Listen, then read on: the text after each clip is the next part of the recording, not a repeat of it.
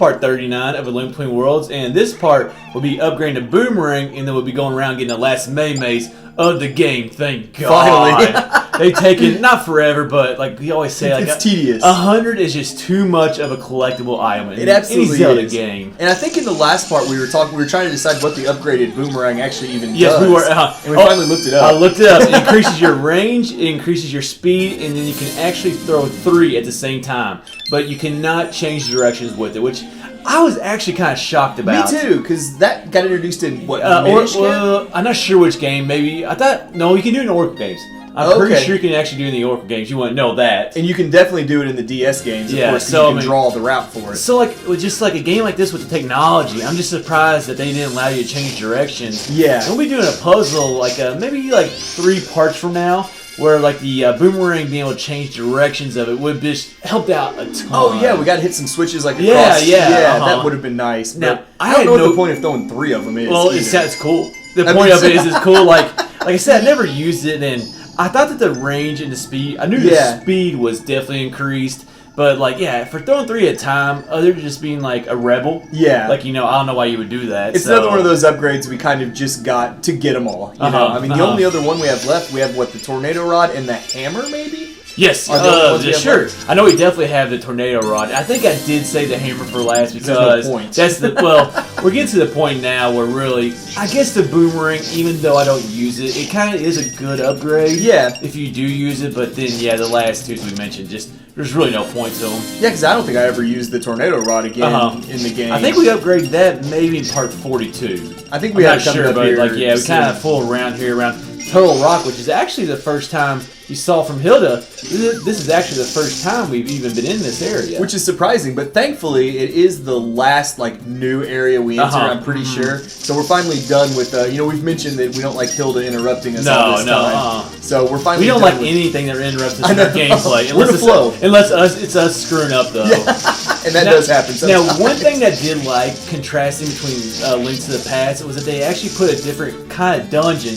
Like, like they moved Turtle Rock from up in the top right on top of Death Mountain and brought it down to this area. And I really like that they kind of switched that up. Me too. And you'll see, like, later on, you could already tell by the snow if you haven't played this game before, but we'll be going through, like, a ice, dungeon later on up there, so. This is about the only one that they really changed the location on, if I'm not mistaken. Like, almost every other dungeon they changed House of Gales, but that was never a dungeon in the original. So this is kind of like the only one that they switched. Like I guess locations. They just switched locations with 2 similar dungeons because in Link to the Past, the Ice Palace was in this area. And I did like kind of the lead up to get into this dungeon, like freeing those 3 turtles, and then the way they like stack on the mama's back to make like a pathway or a pillar for you to stand on, basically. I thought was kind of nicely done. Now, were you paying attention to their size when we were getting them? Because, like, you can see right there that they, like, one looks smaller than the other. Yeah. I wonder if that detail is actually there when you're getting all 3 of those turtles. What I want to know is how in the world that one got stuck on the wall. Yeah, definitely. Yeah. How does a turtle get stuck on the wall? I have no Turtles idea. can't even climb walls in the first place, so how one... Maybe they have sticky feet. I don't know. Maybe that's why they're so slow. They had to have sticky feet. And that's a good explanation as any. Like I'm curious now that you bring that up, though. I am curious to see if they were different sizes. Yeah. It'd be hard to tell without them all being on the screen at the same time, I think. Yeah, but still, it might be something to keep an eye out for whenever you're playing. I just kind of like, I thought that was a neat concept, as you said, like right there. Yeah. We use it later on to get in the dungeon, because, like, I mean, the lake area is not huge, but, like, if you remember Link to the Past in both Hyrule and the Dark World, they really didn't use that lake for much. No. Other than entering the Ice Palace. So it's kind of nice that they make you, you gotta swim around the lake to actually, accomplish a goal. And when you really think about it, I feel like in most Zelda games, like the Lake Hylia area, there's so much more to do. Oh, definitely, than this and Link to the Past gave you. I mean, you think like Ocarina of Time, you did a ton in that area.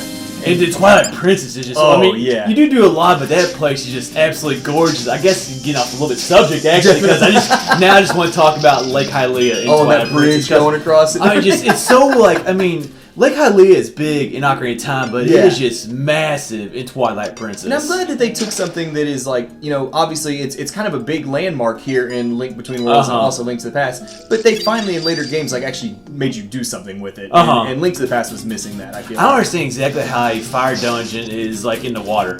Oh, I know. Well, I guess we kind of spoiled it a little bit there if you haven't played this game. But yeah. But that dungeon, Turtle Rock, is actually a fire dungeon, which is not actually identical to the one that was in Link to the Past. No, like in Link to the Past, it was more just like a rock, really. It was rock. There was some lava and things like that, but not a ton. But it's funny you say you're sorry for like spoiling it, but Hilda spoiled it too. She said nearby there's a maze designed to contain the power of fire. Oh, I didn't see that. Okay, So you know me, my reading, Red. It doesn't work out too well. if there's a plot point that requires reading, it ain't gonna happen. Videos just a lot quicker than reading. So, like you said, we didn't spoil it too much. So, like most people we know have probably played this game, but we know there are some that haven't. So, and I think that right there might have been our last Maiamais. I think it was. I believe it was. Yeah. Thank God. Yeah, it's just too long. And plus, now we don't have to listen to him like crying on the screen. Well, that really never bothered me because it helped you find them. It does. But so that part was kind of nice. And cloud that turtle right there, like.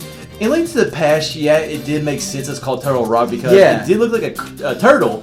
But I feel like this game, the name of the dungeon fitted better just because of the way that we get in there and rescuing the 3 turtles beforehand. And it must be like this is like their island, whatever, or they're around this island. Pond. I don't know. Is it really a lake? I mean, I know it's a 2D game. It's not very big. Compared to the size of Link, it is pretty big though. I love the way this lava looks though. With you got the lake water right there. You got like that rock barrier and then the lava. I just think that's really well done and it's a nice contrast. How they contain that lava in there is what I want to know. I don't know. I mean, that's just like whatever. I do recommend having the upgraded ice rod before going into this dungeon. Oh, definitely. We're going to use it religiously. And I don't know why they put 3 rupees on the bag, but anyways, that'll go ahead and wrap up part 39 of A Link Between Worlds.